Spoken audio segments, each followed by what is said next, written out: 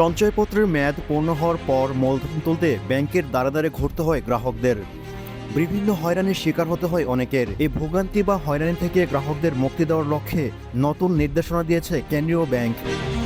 সে অনুযায়ী এখন থেকে সঞ্চয়পত্রের মেয়াদ পূর্তির দিনই মুনাফাসহ পুরো মূলধন গ্রাহক ব্যাংক হিসাবে জমা করতে হবে।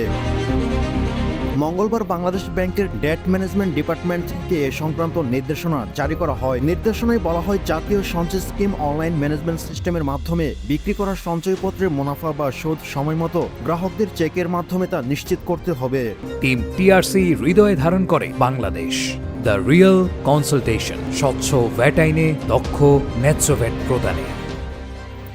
একই সঙ্গে সঞ্চয়পত্র মেয়াদ পূর্তির তারিখ সহ মুনাফা সহ মূল অর্থ ইন্টিমেন্ট ভিত্তিতে কেন্দ্রীয় ব্যাংকের ইএফটির মাধ্যমে গ্রাহকের অনুকূলের সংশ্লিষ্ট হিসাবে জমা নিশ্চিত করতে হবে।